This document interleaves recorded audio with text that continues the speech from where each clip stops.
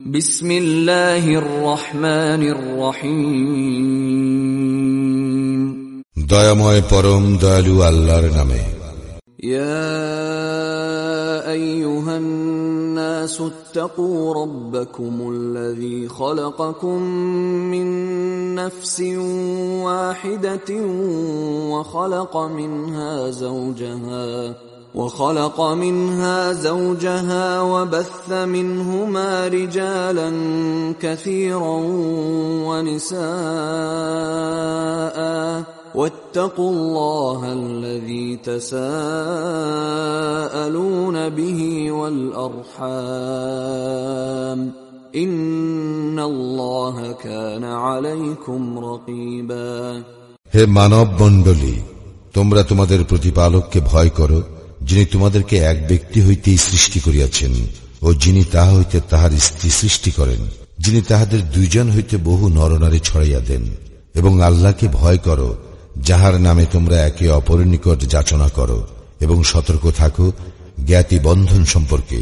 নিশ্চয়ই আল্লাহ তোমাদের উপর তীক্ষ্ণ দৃষ্টি রাখেন। وآتوا اليتامى أموالهم ولا تتبدلوا الخبيث بالطيب ولا تأكلوا أموالهم إلى أموالكم إنه كان حوبا كبيرا। ইয়াতীমদেরকে তাহাদের ধন সম্পদ সমর্পণ করিবে এবং ভালোর সঙ্গে মন্দ বদল করিবে না। তোমাদের সম্পদের সঙ্গে তাহাদের সম্পদ মিশাইয়া গ্রাস করিও না, নিশ্চয়ই ইহা মহাপাপ। وَإِنْ خِفْتُمْ أَلَّا تُقْسِطُوا فِي الْيَتَامَى فَانكِحُوا مَا طَابَ لَكُم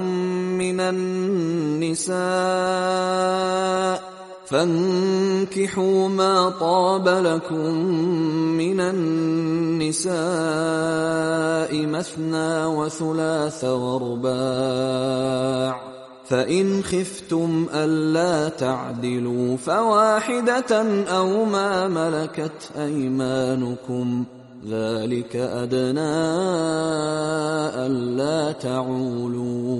তোমরা যদি আশঙ্কা করো ইয়াতীম মেয়েদের প্রতি সুবিচার করিতে পারিবে না, তবে বিবাহ করিবে নারীদের মধ্যে যাহাকে তোমাদের ভালো লাগে, 2, 3 অথবা 4। আর যদি আশঙ্কা করো যে সুবিচার করিতে পারিবে না, তবে একজনকে অথবা তোমাদের অধিকারভুক্ত দাসীকে। ইহাতে পক্ষপাতিত্ব না করার সম্ভাবনা অধিকতর। وآتوا النساء صدقاتهن نحلة فإن طبن لكم عن شيء منه نفسا فكلوه هنيئا مريئا। আর তোমরা নারীদেরকে তাহাদের মাহর শতপ্রবৃত্ত হইয়া প্রদান করিবে, সন্তুষ্ট চিত্তে। তাহারা মাহরের কিয়দংশ ছাড়িয়া দিলে তোমরা তাহা স্বচ্ছন্দে ভোগ করিবে। ولا تؤتوا السفهاء أموالكم التي جعل الله لكم قياما وارزقوهم فيها واكسوهم وقولوا لهم قولا معروفا। তোমাদের সম্পদ যাহা আল্লাহ তোমাদের জন্য উপজীবিকা করিয়াছেন, তাহা নির্বোধ মালিকগণের হাতে অর্পণ করিও না। উহা হইতে তাহাদের গ্রাসাচ্ছাদনের ব্যবস্থা করিবে এবং তাহাদের সঙ্গে সদালাপ করিবে। وابتلوا اليتامى حتى إذا بلغوا النكاح فإن آنستم منهم رشدا فادفعوا إليهم أموالهم ولا تأكلوها إسرافا وبدارا أن يكبروا ومن كان غنيا فليستعفف ومن كان فقيرا فليأكل بالمعروف فإذا دفعتم إليهم أموالهم فأشهدوا عليهم وكفى بالله حسيبا। ইয়াতীমদেরকে যাচাই করিবে যে পর্যন্ত না তাহারা বিবাহযোগ্য হয়, এবং তাহাদের মধ্যে ভালো মন্দ বিচারের জ্ঞান দেখিলে তাহাদের সম্পদ তাহাদের ফিরাইয়া দিবে। তাহারা বড় হইয়া যাইবে বলিয়া অপচয় করিয়া তাড়াতাড়ি খাইয়া ফেলিও না। যে অভাবমুক্ত সে যেন নিবৃত্ত থাকে, এবং যে বিত্তহীন সে যেন সঙ্গত পরিমাণে ভোগ করে। তোমরা যখন তাহাদেরকে তাহাদের সম্পদ সমর্পণ করিবে তখন সাক্ষী রাখিও, হিসাব গ্রহণে আল্লাহই যথেষ্ট। للرجال نصيب مما ترك الوالدان والأقربون وللنساء نصيب مما ترك الوالدان والأقربون وللنساء نصيب مما ترك الوالدان والأقربون مما قل منه أو كثر نصيبا مفروضا। পিতা মাতা এবং আত্মীয় স্বজনের পরিত্যক্ত সম্পত্তিতে পুরুষদের অংশ আছে, এবং পিতা মাতা ও আত্মীয় স্বজনের পরিত্যক্ত সম্পত্তিতে নারীরও অংশ আছে। ইহা অল্পই হোক অথবা বেশি হোক, এক নির্ধারিত অংশ। وَإِذَا حَضَرَ الْقِسْمَةَ أُولُو الْقُرْبَى وَالْيَتَامَى وَالْمَسَاكِينُ فَارْزُقُوهُم مِّنْهُ وَقُولُوا لَهُمْ قَوْلًا مَّعْرُوفًا। সম্পত্তি বন্টনকালে আত্মীয়, ইয়াতীম এবং অভাবগ্রস্ত লোক উপস্থিত থাকিলে তাহাদেরকে উহা হইতে কিছু দিবে এবং তাহাদের সঙ্গে সদালাপ করিবে। وَلْيَخْشَ الَّذِينَ لَوْ تَرَكُوا مِنْ خَلْفِهِمْ ذُرِّيَّةً ضِعَافًا خَافُوا عَلَيْهِمْ فَلْيَتَّقُوا اللَّهَ وَلْيَقُولُوا قَوْلًا سَدِيدًا। তাহারা যেন ভয় করে যে অসহায় সন্তান পিছনে ছাড়িয়া গেলে তাহারাও তাহাদের সম্বন্ধে উদ্বিগ্ন হইত। সুতরাং তাহারা যেন আল্লাহকে ভয় করে এবং সঙ্গত কথা বলে। ইন্নাল্লাযীনা ইয়াকুলুনা আমওয়ালাল ইয়াতামা যুলমান ইন্নামা ইয়াকুলুনা ফী বুতুনিহিম নারা إنما يأكلون في بطونهم نارا وسيصلون سعيرا। যারা ইয়াতীমদের সম্পদ অন্যায়ভাবে গ্রাস করে তাহারা তো তাহাদের উদরে অগ্নিভক্ষণ করে, তাহারা অচিরেই দোজখের জ্বলন্ত আগুনে প্রবেশ করিবে। ইউসিকুমুল্লাহু ফী আওলাদিকুম লিয-যাকারি মিসলু হাযযিল উনসায়াইন فإن كن نساء فوق 2 فلهن ثلثا ما ترك وإن كانت واحدة فلها النصف ولأبويه لكل واحد منهما السدس مما ترك إن كان له ولد فإن لم يكن له ولد وورثه أبواه فلأمه الثلث فإن كان له إخوة فلأمه السدس من بعد وصية يوصي بها أو دين آباؤكم وأبناؤكم لا تدرون أيهم أقرب لكم نفعا فريضة من الله إن الله كان عليما حكيما। আল্লাহ তোমাদের সন্তান সম্বন্ধে নির্দেশ দিতেছেন, এক পুত্রের অংশ 2 কন্যার অংশের সমান, কিন্তু কেবল কন্যা 2 অধিক থাকলে তাহাদের জন্য পরিত্যক্ত সম্পত্তির 2/3 আর মাত্র 1 কন্যা থাকিলে তাহার জন্য অর্ধাংশ। তাহার সন্তান থাকিলে তাহার পিতা মাতা প্রত্যেকের জন্য পরিত্যক্ত সম্পত্তির 1/6। সে নিঃসন্তান হইলে এবং পিতা মাতাই উত্তরাধিকারী হইলে তাহার মাতার জন্য 1/3। তাহার ভাই বোন থাকিলে মাতার জন্য 1/6। এসবই সে যাহা ওসিয়ত করে তাহা দেয়ার এবং ঋণ পরিশোধের পর। তোমাদের পিতা ও সন্তানদের মধ্যে উপকারে কে তোমাদের নিকটতর তাহা তোমরা অবগত নও। নিশ্চয়ই ইহা আল্লাহর বিধান, আল্লাহ সর্বজ্ঞ প্রজ্ঞাময়।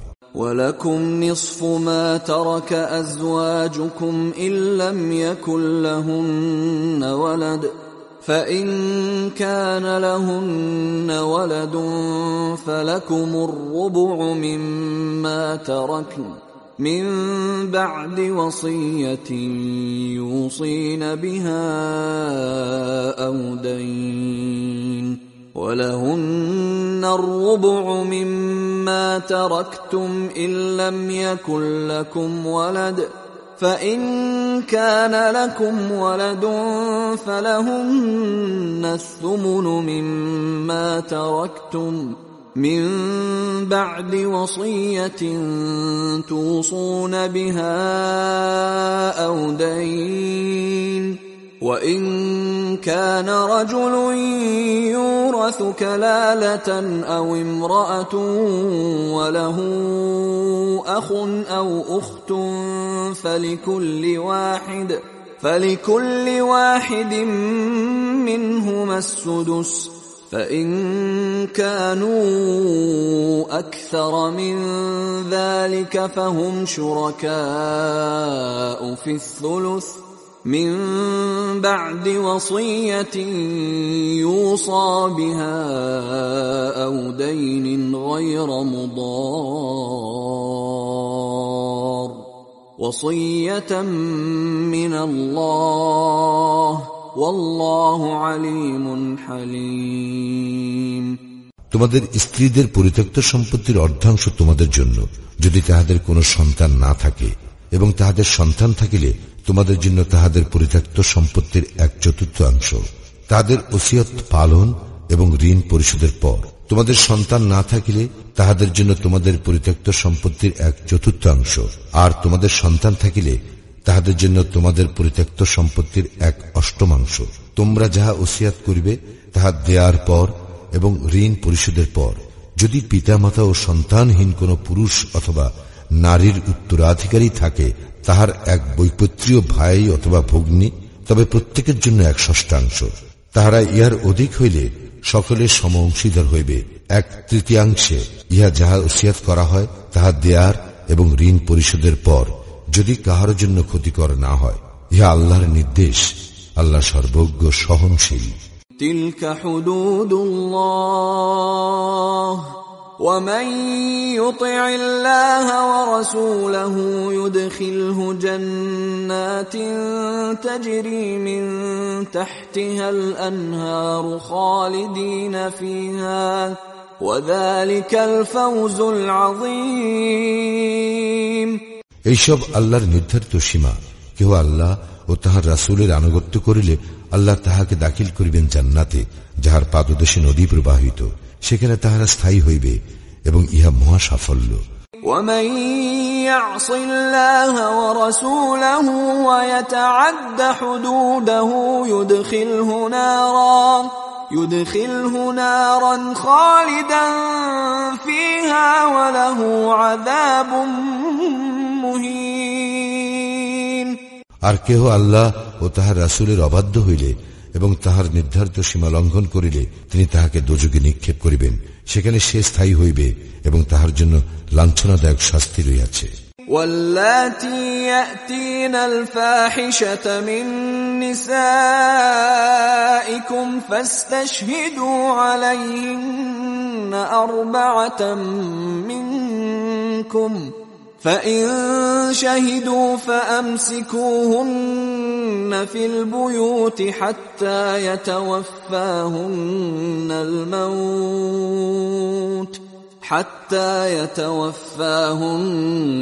الموت أو يجعل الله لهن سبيلا। তোমাদের নারীদের মধ্যে যাহারা ব্যভিচার করে তাহাদের বিরুদ্ধে তোমাদের মধ্য হইতে 4 জন সাক্ষী তলব করিবে। যদি তাহারা সাক্ষ্য দেয় তবে তাহাদেরকে গৃহে অবরুদ্ধ করিবে, যে পর্যন্ত না তাহাদের মৃত্যু হয় অথবা আল্লাহ তাহাদের জন্য অন্য কোন ব্যবস্থা করেন। واللذان يأتيانها منكم فآذوهما فإن تابا وأصلحا فأعرضوا عنهما إن الله كان توابا رحيما। তোমাদের মধ্যে যে 2 জন ইহাতে লিপ্ত হইবে তাহাদেরকে শাস্তি দিবে। যদি তাহারা তওবা করে এবং নিজেদেরকে সংশোধন করিয়া নেয় তবে তাহা হইতে নিবৃত্ত থাকিবে। নিশ্চয় আল্লাহ পরম তওবা কবুলকারী ও পরম দয়ালু। إنما التوبة على الله للذين يعملون السوء بجهالة ثم يتوبون من قريب فأولئك يتوب الله عليهم وكان الله عليما حكيما। আল্লাহ অবশ্যই সেই সব লোকে তওবা কবুল করিবেন যাহারা ভুলবশত মন্দ কাজ করে এবং সত্য তওবা করে, ইহারাই তাহারা যাহাদের তওবা আল্লাহ কবুল করেন।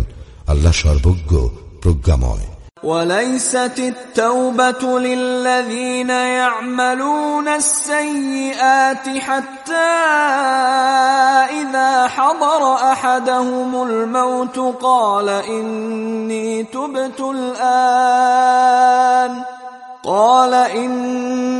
تبت الآن ولا الذين يموتون وهم كفار أولئك أعتدنا لهم عذابا أليما। তওবা তাহাদের জন্য নহে যাহারা আজীবন মন্দ কাজ করে, অবশেষে তাহাদের কাহারও মৃত্যু উপস্থিত হইলে সে বলে আমি এখন তওবা করিতেছি, এবং তাহাদের জন্য নহে যাহাদের মৃত্যু হয় কাফির অবস্থায়, ইহারাই তাহারা যাহাদের জন্য মর্মন্তুদ শাস্তির ব্যবস্থা করিয়াছি। يا أيها الذين آمنوا لا يحل لكم أن ترثوا النساء كرها ولا تعضلوهن لتذهبوا ببعض ما آتيتموهن إلا أن يأتين بفاحشة مبينة وعاشروهن بالمعروف فإن كرهتموهن فعسى أن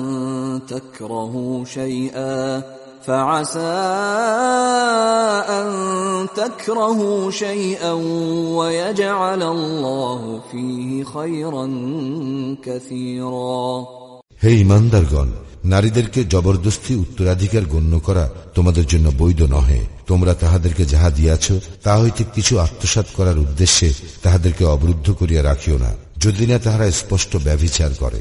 তাহাদের সঙ্গে সৎভাবে জীবন যাপন করিবে। তোমরা যদি তাহাদেরকে অপছন্দ করো তবে এমন হইতে পারে যে আল্লাহ যাহাতে প্রভূত কল্যাণ রাখিয়াছেন তোমরা তাহাকেই অপছন্দ করিতেছ। وَإِنْ أَرَدْتُمُ اسْتِبْدَالَ زَوْجٍ مَكَانَ زَوْجٍ وَآتَيْتُمْ إِحْدَاهُنَّ قِنطَارًا فَلَا تَأْخُذُوا مِنْهُ شَيْئًا أَتَأْخُذُونَهُ بُهْتَانًا وَإِثْمًا مُبِينًا। তোমরা যদি এক স্ত্রীর স্থলে অন্য স্ত্রী গ্রহণ করা স্থির করো এবং তাহাদের একজনকে অগাধ অর্থ দিয়া থাকো, তবুও উহা হইতে কিছুই প্রতিগ্রহণ করিও না। তোমরা কি মিথ্যা অপবাদ এবং প্রকাশ্য পাপাচারণ দ্বারা উহা গ্রহণ করিবে? وَكَيْفَ تَأْخُذُونَهُ وَقَدْ أَفْضَى بَعْضُكُمْ إِلَى بَعْضٍ وَأَخَذْنَ مِنكُم مِيثَاقًا غَلِيظًا। আর কিরূপে তোমরা উহা গ্রহণ করিবে যখন তোমরা একে অপরের সঙ্গে সঙ্গত হইয়াছ এবং তাহারা তোমাদের নিকট হইতে দৃঢ় প্রতিশ্রুতি লইয়াছে। وَلَا تَنكِحُوا مَا نَكَحَ آبَاؤُكُم مِّنَ النِّسَاءِ إِلَّا مَا قَدْ سَلَفَ إِنَّهُ كَانَ فَاحِشَةً وَمَقْتًا وَسَاءَ سَبِيلًا। নারীদের মধ্যে তোমাদের পিতৃপুরুষ যাহাদের বিবাহ করিয়াছে তোমরা তাহাদের বিবাহ করিও না। পূর্বে যাহা হইয়াছে নিশ্চয়ই ইহা অশ্লীল, অতিশয় ঘৃণ্য ও নিকৃষ্ট আচরণ। حرمت عليكم أمهاتكم وبناتكم وأخواتكم وعماتكم وخالاتكم وبنات الأخ وبنات الأخت وأمهاتكم اللاتي أرضعنكم وأخواتكم من الرضاعة وأخواتكم من الرضاعة وأمهات نسائكم وربائبكم اللاتي في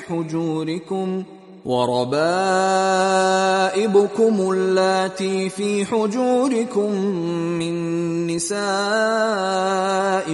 اللاتي دخلتم بهن فإن لم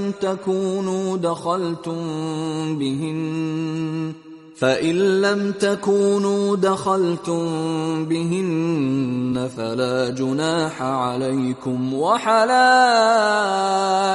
أبنائكم الذين من أصلابكم وأن تجمعوا بين الأختين إلا ما قد سلف إن الله كان غفورا رحيما তোমাদের জন্য হারাম করা হইয়াছে তোমাদের মাতা, কন্যা, ভগ্নী, ফুফু, খালা, ভ্রাতুষ্পুত্রী, ভাগিনী, দুগ্ধ মাতা, দুগ্ধ ভগিনী, শাশুড়ি ও তোমাদের স্ত্রীদের মধ্যে যাহার সঙ্গে সঙ্গত হইয়াছ তাহার পূর্বস্বামীর ওরসে তাহার গর্ভজাত কন্যা, যাহারা তোমাদের অভিভাবকত্বে আছে, তবে যদি তাহাদের সঙ্গে সঙ্গত না হইয়া থাকো তাহাতে তোমাদের কোনো অপরাধ নাই।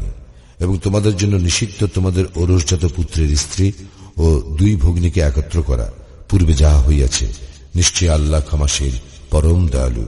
والمحصنات من النساء إلا ما ملكت أيمانكم كتاب الله عليكم وأحل لكم ما وراء ذلكم أن تبتغوا بأموالكم محصنين غير مسافحين فما استمتعتم به منهن فآتوهن أجورهن فريضة ولا جناح عليكم فيما تراضيتم به من بعد الفريضة إن الله كان عليما حكيما এবং নারীর মধ্যে তোমাদের অধিকারভুক্ত দাসী ব্যতীত সকল সধবা তোমাদের জন্য নিষিদ্ধ। তোমাদের জন্য ইহা আল্লাহর বিধান। উল্লেখিত নারীগণ ব্যতীত অন্য নারীকে অর্থ ব্যয়ে বিবাহ বন্ধনে আবদ্ধ করিতে চাওয়া তোমাদের জন্য বৈধ করা হইল, অবৈধ যৌন সম্পর্কের জন্য নয়। তাহাদের মধ্যে যাহাদেরকে তোমরা সম্ভোগ করিয়াছ তাহাদের নির্ধারিত মাহর অর্পণ করিবে। মাহর নির্ধারণের পর কোন বিষয়ে পরস্পর রাজি হইলে তাহাতে তোমাদের কোনো দোষ নাই। নিশ্চয় আল্লাহ সর্বজ্ঞ, প্রজ্ঞাময়। ومن لم يستطع منكم طولا أن ينكح المحصنات المؤمنات فمما ملكت أيمانكم من فتياتكم المؤمنات والله أعلم بإيمانكم بعضكم من بعض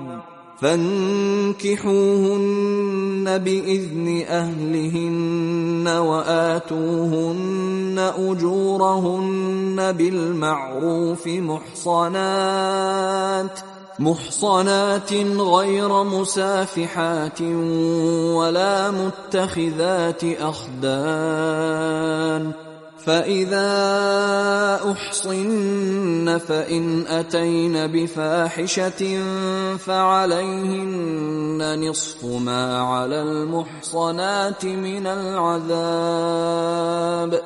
ذلك لمن خشي العنة منكم وأن تصبروا خير لكم والله غفور رحيم তোমাদের মধ্যে কাহারও স্বাধীনা ইমানদার নারী বিবাহের সামর্থ্য না থাকিলে তোমরা তোমাদের অধিকারভুক্ত ইমানদার দাসী বিবাহ করিবে।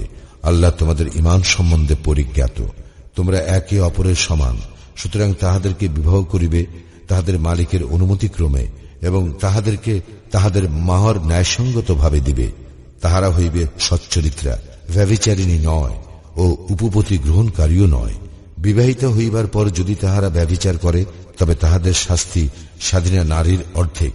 তোমাদের মধ্যে যাহারা ব্যভিচারকে ভয় করে ইহা তাহাদের জন্য, ধৈর্য ধারণ করা তোমাদের জন্য কল্যাণকর। আল্লাহ ক্ষমাপরায়ণ পরম দয়ালু। يريد الله ليبين لكم ويهديكم سنن الذين من قبلكم ويتوب عليكم والله عليم حكيم। আল্লাহ ইচ্ছা করেন তোমাদের নিকট বিশদভাবে বিবৃত করিতে, তোমাদের পূর্ববর্তীদের রীতিনীতি তোমাদেরকে অবহিত করিতে এবং তোমাদের ক্ষমা করিতে। আল্লাহ সর্বজ্ঞ প্রজ্ঞাময়। والله يريد أن يتوب عليكم ويريد الذين يتبعون الشهوات أن تميلوا ميلا عظيما। আল্লাহ তোমাদের ক্ষমা করিতে চাহেন, আর যাহারা কুবৃত্তির অনুসরণ করে তাহারা চাহে যে তোমরা ভীষণভাবে পথচ্যুত হও। يريد الله أن يخفف عنكم وخلق الإنسان ضعيفا। আল্লাহ তোমাদের ভার লঘু করিতে চাহেন, মানুষ সৃষ্টি করা হইয়াছে দুর্বল রূপে। يا أيها الذين آمنوا لا تأكلوا أموالكم بينكم بالباطل إلا أن تكون تجارة عن تراض منكم ولا تقتلوا أنفسكم إن الله كان بكم رحيما। হে মুমিনগণ, তোমরা একে অপরের সম্পত্তি অন্যায়ভাবে গ্রাস করিও না, কিন্তু তোমাদের পরস্পরে রাজি হইয়া ব্যবসায় করা বৈধ, এবং একে অপরকে হত্যা করিও না। নিশ্চয়ই আল্লাহ তোমাদের প্রতি পরম দয়ালু। ومن يفعل ذلك عدوانا وظلما فسوف نصليه نارا وكان ذلك على الله يسيرا। আর যে কেউ সীমালঙ্ঘন করিয়া অন্যায়ভাবে উহা করিবে, তাহাকে অগ্নিতে দগ্ধ করিব, ইহা আল্লাহর পক্ষে সহজ। إن تجتنبوا كبائر ما تنهون عنه نكفر عنكم سيئاتكم وندخلكم مدخلا كريما। তোমাদেরকে যাহা নিষেধ করা হইয়াছে তাহার মধ্যে যাহা গুরুতর তাহা হইতে বিরত থাকিলে তোমাদের লঘুতর পাপগুলি মোচন করিব এবং তোমাদেরকে সম্মানজনক স্থানে দাখিল করিব। ولا تتمنوا ما فضل الله به بعضكم على بعض للرجال نصيب مما اكتسبوا وللنساء نصيب مما اكتسبن واسألوا الله من فضله إن الله كان بكل شيء عليما। যদ্বারা আল্লাহ তোমাদের কাহাকেও কাহার উপর শ্রেষ্ঠত্ব দান করিয়াছেন, তোমরা তাহার লালসা করিও না। পুরুষ যাহা অর্জন করে তাহা তাহার প্রাপ্য অংশ, এবং নারী যাহা অর্জন করে তাহা তাহার প্রাপ্য অংশ। আল্লাহর নিকট তাহার অনুগ্রহ প্রার্থনা করো, নিশ্চয় আল্লাহ সর্ববিষয়ে সর্বজ্ঞ। وَلِكُلٍّ جَعَلْنَا مَوَالِيَ مِمَّا تَرَكَ الْوَالِدَانِ وَالْأَقْرَبُونَ وَالَّذِينَ عَقَدَتْ أَيْمَانُكُمْ فَآتُوهُمْ نَصِيبَهُمْ إِنَّ اللَّهَ كَانَ عَلَى كُلِّ شَيْءٍ شَهِيدًا। পিতা, মাতা ও আত্মীয় স্বজনের পরিত্যক্ত সম্পত্তির প্রত্যেকটির জন্য আমি উত্তরাধিকারী স্থির করিয়াছি, এবং যাহাদের মধ্যে তোমরা অঙ্গীকারাবদ্ধ তাহাদেরকে তাহাদের অংশ দিবে। নিশ্চয়ই আল্লাহ সর্ববিষয়ে দ্রষ্টা। الرجال قوامون على النساء بما فضل الله بعضهم على بعض وبما أنفقوا من أموالهم فالصالحات قانتات حافظات للغيب بما حفظ الله واللاتي تخافون نشوزهن فعظوهن واهجروهن في المضاجع واضربوهن فإن أطعنكم فلا تبغوا عليهن سبيلا إن الله كان عليا كبيرا। পুরুষ নারীর কর্তা, কারণ আল্লাহ তাহাদের এককে অপরের উপর শ্রেষ্ঠত্ব দান করিয়াছেন এবং এই জন্য যে পুরুষ তাহাদের ধন সম্পদ ব্যয় করে। সুতরাং সাধবী স্ত্রীরা অনুগতা ও লোকচক্ষুর অন্তরালে আল্লাহ যাহা সংরক্ষিত করিয়াছেন তাহা হেফাজত করে। স্ত্রীদের মধ্যে যাহাদের অবাধ্যতার আশঙ্কা করো তাহাদের সদুপদেশ দাও, তারপর তাহাদের শয্যা বর্জন করো এবং তাহাদেরকে প্রহার করো। যদি তাহারা তোমাদের অনুগত হয় তবে তাহাদের বিরুদ্ধে কোনো পথ অন্বেষণ করিও না। নিশ্চয় আল্লাহ মহান, শ্রেষ্ঠ। وَإِنْ خِفْتُمْ شِقَاقَ بَيْنِهِمَا فَابْعَثُوا حَكَمًا مِّنْ أَهْلِهِ وَحَكَمًا مِّنْ أَهْلِهَا فَبَعَثُوا حَكَمًا مِّنْ أَهْلِهِ وَحَكَمًا مِّنْ أَهْلِهَا إِنْ يُرِيدَا إِصْلَاحًا يُوَفِّقِ اللَّهُ بَيْنَهُمَا إِنَّ اللَّهَ كَانَ عَلِيمًا خَبِيرًا। তাহাদের উভয়ের মধ্যে বিরোধ আশঙ্কা করিলে তোমরা তাহার পরিবার হইতে একজন ও উহার পরিবার হইতে একজন সালিস নিযুক্ত করিবে। তাহারা উভয়ে নিষ্পত্তি চাহিলে আল্লাহ তাহাদের মধ্যে মীমাংসার অনুকূল অবস্থা সৃষ্টি করিবেন। নিশ্চয় আল্লাহ সর্বজ্ঞ, সবিশেষ অবহিত। وَاعْبُدُوا اللَّهَ وَلَا تُشْرِكُوا بِهِ شَيْئًا وَبِالْوَالِدَيْنِ إِحْسَانًا وَبِذِي الْقُرْبَى وَالْيَتَامَى وَالْمَسَاكِينِ وَالْجَارِ ذِي الْقُرْبَى وَالْجَارِ الْجُنُبِ وَالصَّاحِبِ بِالْجَنبِ وَابْنِ السَّبِيلِ وَمَا مَلَكَتْ أَيْمَانُكُمْ إِنَّ اللَّهَ لَا يُحِبُّ مَنْ كَانَ مُخْتَالًا فَخُورًا। তোমরা আল্লাহর ইবাদত করিবে এবং কোনো কিছুকে তাহার শরীক করিবে না, এবং পিতা মাতা, আত্মীয় স্বজন, ইয়াতিম, অভাবগ্রস্ত, নিকট প্রতিবেশী, দূর প্রতিবেশী, সঙ্গী সাথী, মুসাফির ও তোমাদের অধিকারভুক্ত দাস দাসীদের প্রতি সদ্ব্যবহার করিবে। নিশ্চয়ই আল্লাহ পছন্দ করেন না দাম্ভিক, অহংকারীকে। الذين يبخلون ويأمرون الناس بالبخل ويكتمون ما آتاهم الله من فضله وأعتدنا للكافرين عذابا مهينا। যাহারা কৃপণতা করে এবং মানুষকে কৃপণতার নির্দেশ দেয় এবং আল্লাহ নিজ অনুগ্রহে তাহাদেরকে যাহা দিয়াছেন তাহা গোপন করে, আর আমি আখিরাতে কাফিরদের জন্য লাঞ্ছনাদায়ক শাস্তি প্রস্তুত করিয়া রাখিয়াছি। والذين ينفقون أموالهم رئاء الناس ولا يؤمنون بالله ولا باليوم الآخر ومن يكن الشيطان له قرينا فساء قرينا। এবং যাহারা মানুষকে দেখাইবার জন্য তাহাদের ধন সম্পদ ব্যয় করে এবং আল্লাহ ও আখিরাতে বিশ্বাস করে না, আল্লাহ তাহাদেরকে ভালোবাসেন না। আর শয়তান কাহারও সঙ্গী হইলে সে সঙ্গী কত মন্দ। وَمَاذَا عَلَيْهِمْ لَوْ آمَنُوا بِاللَّهِ وَالْيَوْمِ الْآخِرِ وَأَنفَقُوا مِمَّا رَزَقَهُمُ اللَّهُ وَكَانَ اللَّهُ بِهِمْ عَلِيمًا। তাহারা আল্লাহ ও আখিরাতে বিশ্বাস করিলে এবং আল্লাহ তাহাদেরকে যাহা প্রদান করিয়াছেন তাহা হইতে ব্যয় করিলে তাহাদের কি ক্ষতি হইত, আল্লাহ তাহাদেরকে ভালোভাবে জানেন। إِنَّ اللَّهَ لَا يَظْلِمُ مِثْقَالَ ذَرَّةٍ وَإِن تَكُ حَسَنَةً يُضَاعِفْهَا وَيُؤْتِ مِن لَّدُنْهُ أَجْرًا عَظِيمًا। আল্লাহ কোন পরিমাণও জুলুম করেন না, আর কোন পুণ্যকর্ম হইলে আল্লাহ উহাকে দ্বিগুণ করেন এবং আল্লাহ তাহার নিকট হইতে মহা পুরস্কার প্রদান করেন। فكيف إذا جئنا من كل أمة بشهيد وجئنا بك على هؤلاء شهيدا।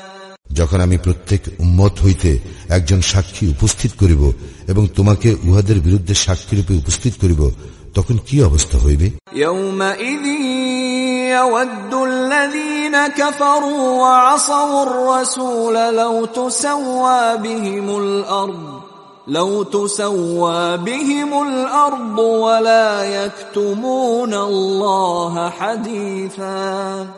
যাহারা কুফরি করিয়াছে এবং রাসূলের অবাধ্য হইয়াছে, তাহারা সেদিন কামনা করিবে যদি তাহারা মাটির সঙ্গে মিশিয়া যাইত, আর তাহারা আল্লাহ হইতে কোনো কথাই গোপন করিতে পারিবে না। يا أيها الذين آمنوا لا تقربوا الصلاة وأنتم سكارى حتى تعلموا ما تقولون ولا جنبا إلا عابري سبيل حتى تغتسلوا وَإِن كُنتُم مَّرْضَىٰ أَوْ عَلَىٰ سَفَرٍ أَوْ جَاءَ أَحَدٌ مِّنكُم من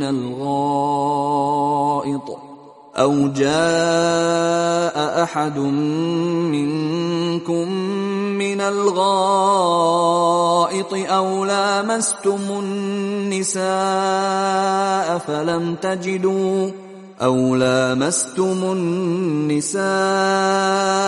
فلم تجدوا ماء فتيمموا صعيدا طيبا فامسحوا بوجوهكم وأيديكم إن الله كان عفوا غفورا। হে মুমিনগণ, নেশাগ্রস্ত অবস্থায় তোমরা সালাতের নিকটবর্তী হইও না যতক্ষণ না তোমরা যাহা বলো তাহা বুঝিতে পারো, এবং যদি তোমরা মুসাফির না হও তবে অপবিত্র অবস্থাতেও নয় যতক্ষণ পর্যন্ত না তোমরা গোসল করো। আর যদি তোমরা পীড়িত হও অথবা সফরে থাকো অথবা তোমাদের কেহ শৌচস্থান হইতে আসে অথবা তোমরা নারীর সম্ভোগ করো এবং পানি না পাও, তবে পবিত্র মাটির দ্বারা তায়াম্মুম করিবে এবং মাসে করিবে মুখমণ্ডল ও হাত। নিশ্চয় আল্লাহ পাপ মোচনকারী ক্ষমাশীল। ألم تر إلى الذين أوتوا نصيبا من الكتاب يشترون الضلالة ويريدون أن تضلوا السبيل। তুমি কি তাহাদেরকে দেখো নাই যাহাদেরকে কিতাবের এক অংশ দেওয়া হইয়াছিল, তাহারা ভ্রান্ত পথ ক্রয় করে এবং তোমরাও পথভ্রষ্ট হও, ইহাই তাহারা চাহে। والله أعلم بأعدائكم وكفى بالله وليا وكفى بالله نصيرا। আল্লাহ তোমাদের শত্রুদেরকে ভালোভাবে জানেন। অভিভাবকত্বে আল্লাহই যথেষ্ট এবং সাহায্যে আল্লাহই যথেষ্ট। من الذين هادوا يحرفون الكلم عن مواضعه ويقولون سمعنا وعصينا واسمع غير مسمع وراعنا ليا بألسنتهم وطعنا في الدين ولو أنهم قالوا سمعنا وأطعنا واسمع وانظرنا لكان خيرا لهم وأقوم ولكن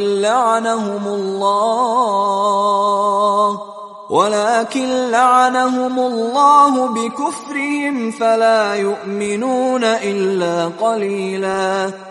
ইয়াহুদীদের মধ্যে কিছু সংখ্যক লোক কথাগুলি স্থানচ্যুত করিয়া বিকৃত করে এবং বলে, শ্রবণ করিলাম ও অমান্য করিলাম এবং শোনো না শোনার মতো।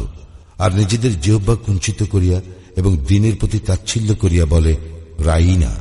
কিন্তু তাহারা যদি বলিত, শ্রবণ করিলাম ও মান্য করিলাম এবং শ্রবণ করো ও আমাদের প্রতি লক্ষ্য করো, তবে উহা তাহাদের জন্য ভালো ও সঙ্গত হইত। কিন্তু তাহাদের কুফরির জন্য আল্লাহ তাহাদেরকে লানত করিয়াছেন। তাহাদের অল্প সংখ্যকেই বিশ্বাস করে। يا أيها الذين أوتوا الكتاب آمنوا بما نزلنا مصدقا لما معكم من قبل أن نطمس وجوها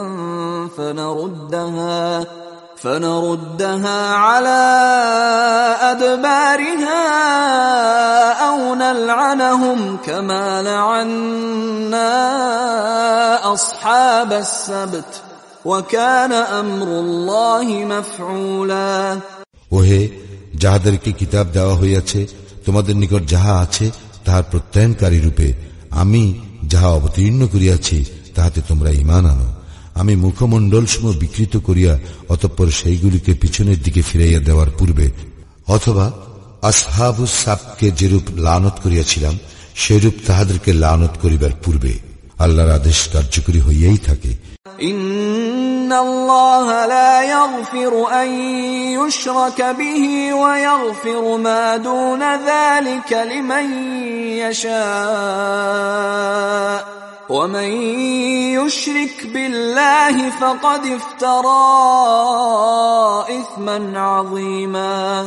নিশ্চয়ই আল্লাহ তাহার সঙ্গে শরীক করা ক্ষমা করেন না, ইহা ব্যতীত অন্যান্য অপরাধ যাহাকে ইচ্ছা ক্ষমা করেন, এবং যে কেউ আল্লাহ শরীক করে সে এক মহা পাপ করে।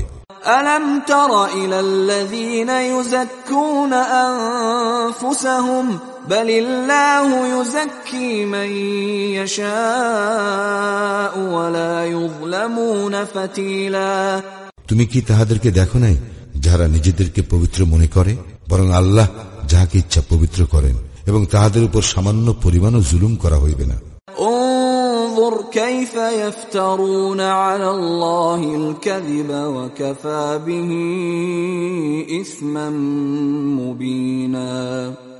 দেখো তাহারা আল্লাহ সম্বন্ধে কিরূপ মিথ্যা উদ্ভাবন করে এবং প্রকাশ্য পাপ হিসেবে ইহাই যথেষ্ট। ألم تر إلى الذين أوتوا نصيبا من الكتاب يؤمنون بالجبت والطاغوت ويقولون للذين كفروا هؤلاء أهدى من الذين آمنوا سبيلا। তুমি কি তাহাদেরকে দেখো নাই যাহাদেরকে কিতাবের একাংশ দেওয়া হইয়াছিল তাহারা জিবত ও তাগুতে বিশ্বাস করে? তাহারা কাফিরদের সম্বন্ধে বলে ইহাদের এই পথ মুমিনদের অপেক্ষা প্রকৃষ্টতর। উলাইকা আল্লাযীনা লা'আনাহুমুল্লাহ ওয়া মান ইয়াল'আনিল্লাহু ফালান তাজিদা লাহু নাসীরা। ইহারাই তাহারা যাহাদেরকে আল্লাহ লানত করিয়াছিল, এবং আল্লাহ যাহাকে লানত করেন তুমি কখনো তাহার কোন সাহায্যকারী পাইবে না। أم لهم نصيب من الملك فإذا لا يؤتون الناس نقيرا। তবে কি রাজ শক্তিতে তাহাদের কোনো অংশ আছে? সেক্ষেত্রেও তো তাহারা কাহাকেও এক কপর্দকও দিবে না। أم يحسدون الناس على ما آتاهم الله من فضله فقد آتينا آل إبراهيم الكتاب والحكمة وآتيناهم ملكا عظيما। অথবা আল্লাহ নিজ অনুগ্রহে মানুষকে যাহা দিয়েছেন সেজন্য কি তাহারা তাহাদেরকে ঈর্ষা করে? আমি ইব্রাহিমের বংশধরকেও তো কিতাব ও হিকমত প্রদান করিয়াছিলাম এবং তাহাদেরকে বিশাল রাজ্য দান করিয়াছিলাম। فمنهم من آمن به ومنهم من صد عنه وكفى بجهنم سعيرا। অতঃপর তাহাদের কতক উহাতে বিশ্বাস করিয়াছিল এবং কতক উহা হইতে মুখ ফিরাইয়া লইয়াছিল। দগ্ধ করার জন্য জাহান্নামই যথেষ্ট। ইন্নাল্লাযীনা কাফারু বিআয়াতিনা سوف نصليهم نارا كلما نضجت جلودهم بدلناهم جلودا غيرها ليذوقوا العذاب إن الله كان عزيزا حكيما। যাহারা আমার আয়াতকে প্রত্যাখ্যান করে তাহাদেরকে অগ্নিতে দগ্ধ করিবই। যখনই তাহাদের চর্ম দগ্ধ হইবে তখনই উহার স্থলে নতুন চর্ম সৃষ্টি করিব, যাহাতে তারা শাস্তি ভোগ করে। নিশ্চয়ই আল্লাহ পরাক্রমশালী, প্রজ্ঞাময়। والذين آمنوا وعملوا الصالحات سندخلهم جنات تجري من تحتها الأنهار خالدين فيها أبدا لهم فيها أزواج مطهرة وندخلهم ظلا ظليلا। যাহারা ঈমান আনে ও ভালো কাজ করে তাদেরকে দাখিল করিব জান্নাতে, যাহার পাদদেশে নদী প্রবাহিত, সেখানে তাহারা চিরস্থায়ী হইবে। সেখানে তাহাদের জন্য পবিত্র স্ত্রী থাকিবে এবং তাহাদেরকে চিরস্নিগ্ধ ছায়ায় দাখিল করিব। ইন্নাল্লাহা ইয়া'মুরুকুম আন তু'আদ্দুল আমানাতি ইলা আহলিহা ওয়া ইযা হাকামতুম বাইনান নাসি আন তাহকুমু বিল আদল ইন্নাল্লাহা নি'ম্মা ইয়া'যুকুম বিহি ইন্নাল্লাহা কানা সামিআন বাসীরা। নিশ্চয়ই আল্লাহ তোমাদেরকে নির্দেশ দিতেছেন আমানত উহার হকদারকে প্রত্যর্পণ করিতে। তোমরা যখন মানুষের মধ্যে বিচার কার্য পরিচালনা করিবে তখন ন্যায়পরায়ণতার সঙ্গে বিচার করিবে। আল্লাহ তোমাদেরকে যে উপদেশ দেন তাহা কত উৎকৃষ্ট। নিশ্চয়ই আল্লাহ সর্বশ্রোতা, সর্বদ্রষ্টা। ইয়া আইয়ুহাল্লাযীনা আমানু আতিউল্লাহা ওয়া আতিউর রাসূল ওয়া উলিল আমরি মিনকুম فإن تنازعتم في شيء فردوه إلى الله والرسول إن كنتم تؤمنون بالله واليوم الآخر ذلك خير وأحسن تأويلا। হে মুমিনগণ, যদি তোমরা আল্লাহ ও আখিরাতে বিশ্বাস করো তবে তোমরা আনুগত্য করো আল্লাহর, আনুগত্য করো রাসূলের এবং তাহাদের যাহারা তোমাদের মধ্যে ক্ষমতার অধিকারী। কোন বিষয়ে তোমাদের মধ্যে মতভেদ ঘটিলে উহা উপস্থাপন করো আল্লাহ ও রাসূলের নিকট, ইহাই উত্তম এবং পরিণামে প্রকৃষ্টতর। ألم تر إلى الذين يزعمون أنهم آمنوا بما أنزل إليك وما أنزل من قبلك يريدون أن يتحاكموا إلى الطاغوت وقد أمروا أن يكفروا به ويريد الشيطان أن يضلهم ضلالا بعيدا। তুমি কি তাহাদেরকে দেখো নাই যারা দাবি করে যে তোমার প্রতি যাহা অবতীর্ণ হইয়াছে এবং তোমার পূর্বে যাহা অবতীর্ণ হইয়াছে তাহাতে তাহারা বিশ্বাস করে, অথচ তাহারা তাগুতের কাছে বিচারপ্রার্থী হইতে চায়, যদিও উহা প্রত্যাখ্যান করার জন্য তাহাদেরকে নির্দেশ দেওয়া হইয়াছে এবং শয়তান তাহাদেরকে ভীষণভাবে পথভ্রষ্ট করিতে চায়। وَإِذَا قِيلَ لَهُمْ تَعَالَوْا إِلَى مَا أَنزَلَ اللَّهُ وَإِلَى الرَّسُولِ رَأَيْتَ الْمُنَافِقِينَ يَصُدُّونَ عَنكَ صُدُودًا। তাহাদেরকে যখন বলা হয় আল্লাহ যাহা অবতীর্ণ করিয়াছেন তাহার দিকে এবং রাসূলের দিকে আসো, তখন মুনাফিকদেরকে তুমি তোমার নিকট হইতে মুখ একেবারে ফিরাইয়া লইতে দেখিবে। فكيف إذا أصابتهم مصيبة بما قدمت أيديهم ثم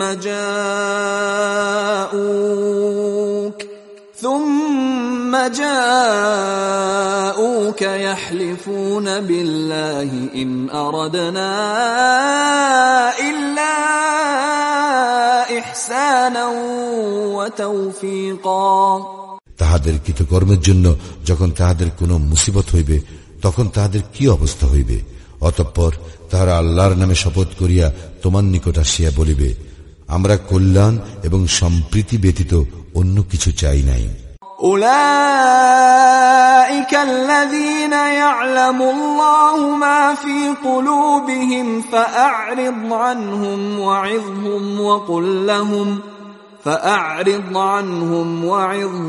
وقل لهم في أنفسهم قولا بليغا।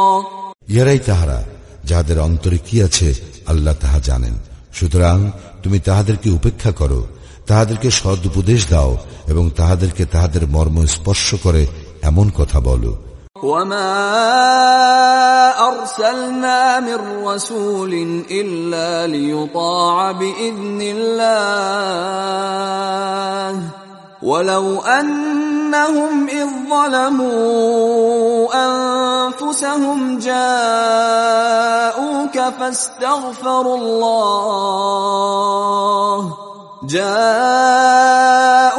فاستغفروا الله واستغفر لهم الرسول لوجدوا الله توابا رحيما। রাসূল এই উদ্দেশ্যেই প্রেরণ করিয়াছি যে আল্লাহ নির্দেশ অনুসারে তাহার আনুগত্য করা হইবে।